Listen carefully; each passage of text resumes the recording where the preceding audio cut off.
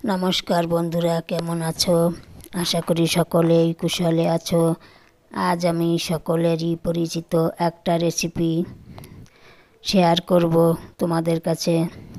চিংড়ি মাছের মালাইকারি তোমরা তো অনেকেই খেয়েছো। একবার এভাবে বানিয়ে খাবে, দেখবে খুব ভালো লাগবে।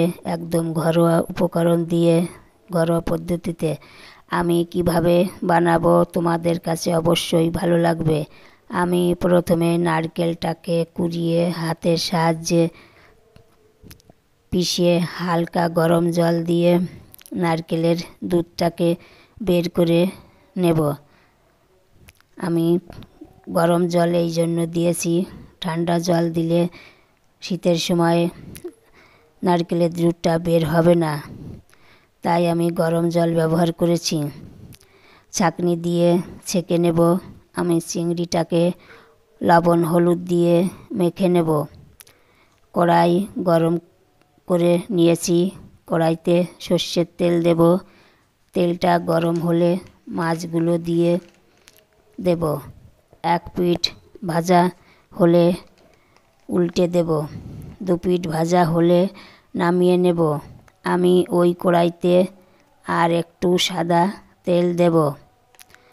গরম হলে ফোড়নে দেব জিরা, তেজপাতা, পেঁয়াজ বাটা দেব। একটু ভেজে নেব। বাদামি কালার হয়ে গেলে দিয়ে দেব বেটে রাখা আদা, রসুন, জিরে বাটা, কাঁচা লঙ্কা বাটা দিয়ে কষাতে থাকব। 1 চামচ লবণ দেব, 1 চামচ হলুদ দেব, 1 চামচ কাশ্মীরি লঙ্কা গুঁড়ো দেব কালারের জন্য। ভাজতে থাকব। বাটি ধোয়া জল দেব। একটু কাজু বাটা দেব। নেড়ে চেড়ে নেব। ভাজা চিংড়ি মাছ দিয়ে দেব, মিশিয়ে নেব। নারকেলের দুধটা দিয়ে দেব। ঢাকনা দিয়ে ঢেকে দেব। লো ফ্লেমে জ্বালাতে থাকব। আমি একটা তাওয়াতে গোটা জিরে, ধনে, গরম মশলা ভেজে নেব। ঢাকনাটা তুলে নেব। দিয়ে দেব ধনে পাতা। আমি গ্রেভিতেই ধনের পাতাটা দিয়ে দিয়েছি, যাতে ধনের পাতার কাঁচা গন্ধটা না থাকে। দিয়ে মিশিয়ে নেব। আমি ভাজা মশলাটাও দিয়ে দেব। ঢেকে রাখব 2 মিনিট মতো। দেখো বন্ধুরা, মালাইকারিটা আমার রান্না প্রায় হয়ে গেছে। আমি 2টা কাঁচা লঙ্কা দিয়ে ওভেনটা বন্ধ করে একটু ঢেকে দেব। কিছুক্ষণ পরে নামিয়ে নেব।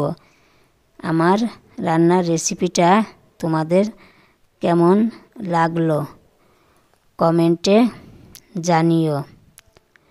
ভালো লাগলে শেয়ার করো।